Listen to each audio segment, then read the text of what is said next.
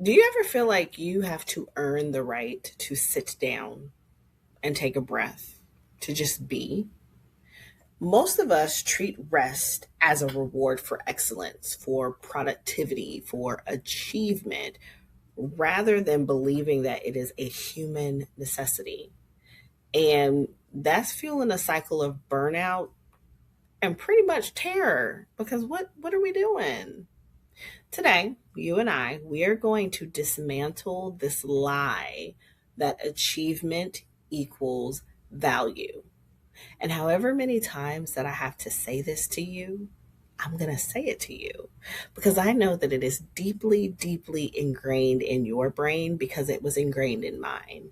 And I personally think that had I not went into full-time entrepreneurship, I would probably still be running with this narrative that I have to earn self care and I have to earn rest and I have to earn the right to sit down and just chill out. Now, by the end of this video, you're going to know exactly which belief keeps you from real rest, not the spa days, not this commercialized self care and rest that keeps being sold to you, but like the actual kind.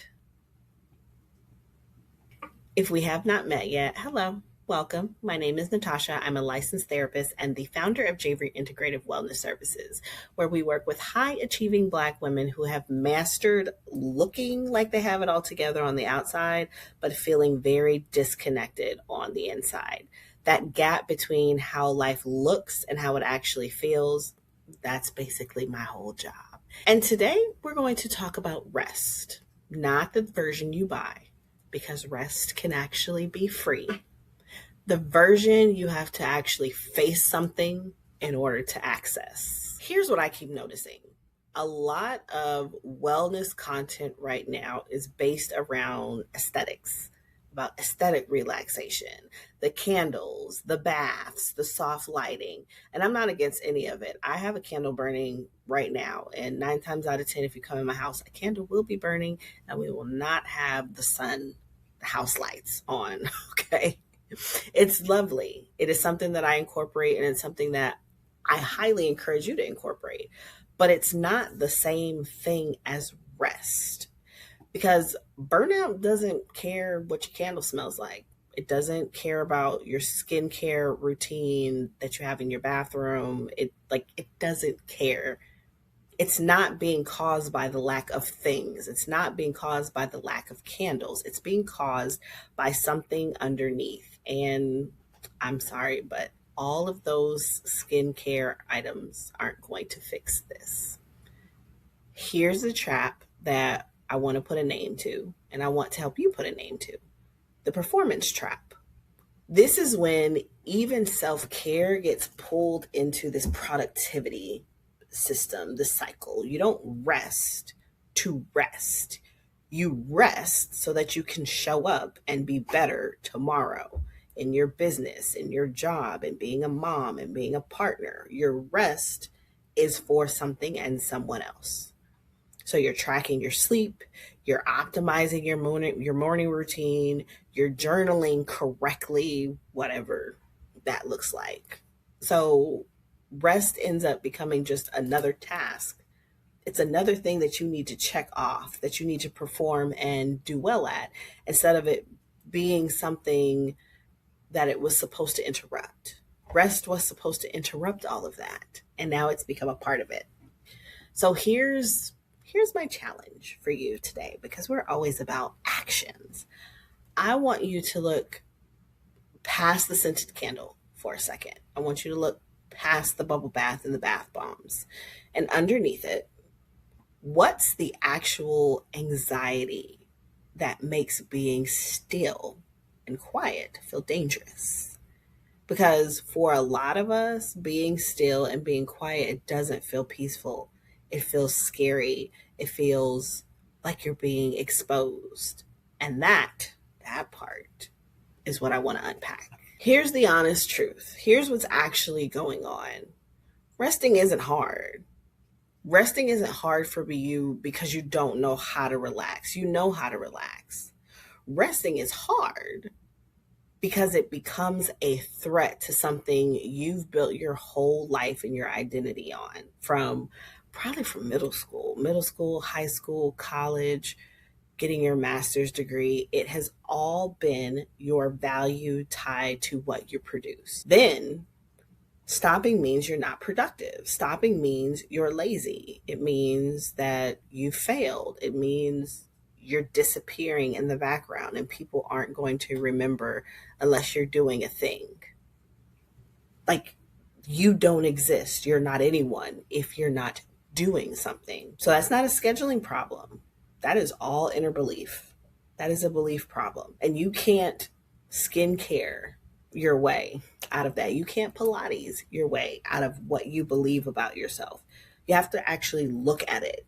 You have to face it. So let's chat about a couple of the beliefs that you may have. You may fall under all three of these beliefs. You may fall under one, but we're going to run through them.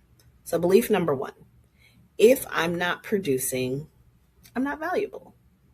This is the foundational one, and it's rarely said out loud like that. In your mind, it's probably not saying, well, if I'm not producing, I'm not valuable. It's usually disguised as I have strong work ethic, or I like being busy, or I'm good at what I do, or they can't do this without me. But underneath it, for a lot of high achievers, it's a quiet equation, right? So there's my worth, and here's my output. My worth equals my output. And if that equation is constantly running in the background of your mind, rest isn't neutral. Rest is a threat to your entire sense of validation and value. The reframe isn't stop working hard, it's separating the two things that got fused together. So your worth and your output, they were never supposed to be the same. Like, they don't belong in the same bucket together. Please remember that. You are valuable because you are. You're valuable because you're a person here on this earth that exists. That is your value. That is your worth, not because of what you do. You could do absolutely nothing and still be valuable, still be worthy. Okay. Belief number two, rest is something I earn after I've proven myself. Now, this one shows up as the after. Okay, I'll rest after this project. I'll rest after this quarter. I'll rest after this promotion. I'll rest after basketball season for the kids. It's always after I prove I can handle this particular thing. And the issue is the finish line keeps moving. It just keeps moving. Because it's not like you're going to sit and celebrate or sit with what you just achieved. You're going for the next thing. There's another goal. There's another thing to prove. And here's the problem with earned rest. The bar for enough never actually comes. It never actually comes. You never hit enough because it's not about the task list. It's not about checking things off, despite how good it feels to check things off. It's about whether you feel like you've done enough to deserve to stop. And that feeling doesn't respond to checkboxes. It just doesn't, because there's always something to add to the checkbox.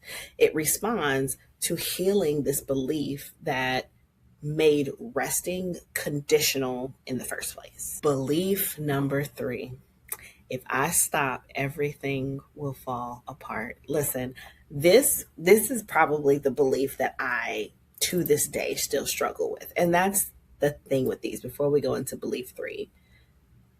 I cannot say that these beliefs that you have will go away completely. The difference is you will understand that it is just that. It is just a belief. It's not real. It's not true. And you will have the tools to be able to do something different. Because belief three, if I don't do it, everything will fall apart, stays on my mind. But like fear, I choose rest and self-care anyway. If it falls apart, it's going to fall apart. Shoot, if it falls apart, it's going to fall apart. Let it fall apart. This is the fear underneath the fear. That terror that I was talking about before is not just I should keep working. Okay, I'm the one that's holding it together. I'm the one, I'm the glue, I'm the gap, I'm the bridge. And if I stop, it's all going to collapse. And for a lot of women that I work with, for a lot of my clinicians, people on my team, my friends, my family, this belief didn't come from nowhere. We're all struggling with this. It came from being the one who had to. There's so many people that I know, they didn't have a choice. They had to hold things together at some point, and then that just became the norm. That became the wiring. It became the identity instead of the circumstance of the situation. So the reframe to this would be being able to stop without everything falling apart. It's not a risk that you're taking by resting. It's information. If things genuinely can't survive you resting, that's a structure, process, system problem to solve. That's not a reason for you not to test it. Maybe you need to test it to see where things fall apart. Because maybe that needs to let you know who you need to ask. You need to ask for help. You need to delegate. You need to take some things off of there. It's just more information. Now, I want to be direct with you about why this isn't just going to be a mindset tweak. Okay, a lot of Black women have inherited the expectation that we are the strong ones, the strong Black woman. She can handle it all. She don't need no rest. She don't need no help. She doesn't stop. She just keeps going. Look at her. She's Superwoman. Again, that's a survival script. It's not your personality. It's not your identity. It is not who you are. It was passed down because at one point, yes, it did serve us. It served a purpose. It helped us stay alive. But you weren't built to run on survival mode forever. Not forever. And neither was the version of you underneath all of this achievement. Okay, you can look completely successful and still be terrified to sit still. The gap, right? That gap between how your life looks and how safe it feels to actually stop. That's what we're talking about, and that's what we're closing. And please understand, this is normal. I hear it every single day. I hear it at my 9 to 5. I hear it from my clients when I'm doing supervision with clinicians. I hear it all the time. I hear it from my friends. I can't. There's so much that needs to be done. I can't rest. I feel lazy. People are going to look at me like, why are you not doing anything? There's so much that I need to get done. I am having this conversation every day. Every day. So understand it's normal. You're not alone. Henceforth, me making this video. So here's what I want you to do. Of the 3 beliefs that we just talked about, your worth equals output, rest has to be earned, and if I stop, everything falls apart. I want you to tell me in the comments which one is running the show for you. Which one is holding on tight and it is in the driver's seat. Just naming it out loud, first move. Call it what it is. And if you actually want to get underneath which pattern is driving this for you specifically, take the free survival mode assessment. It's linked in the description. It's going to help you see what's actually running underneath the exhaustion instead of you guessing, and it's going to tell you how to fix it. So understand, you don't have to earn the right to sit down. As a matter of fact, right now, sit down. If you have the ability, sit down. Understand that that belief was inherited. It is not a fact. It's not true. So if this hits something for you, if you're like, Natasha, wow, you really are calling me out, I want you to subscribe and make sure you hit the notification bell so that you know when all of the videos drop. And I will for sure see you in the next video where we're going to continue to keep diving underneath the surface. All right, bye.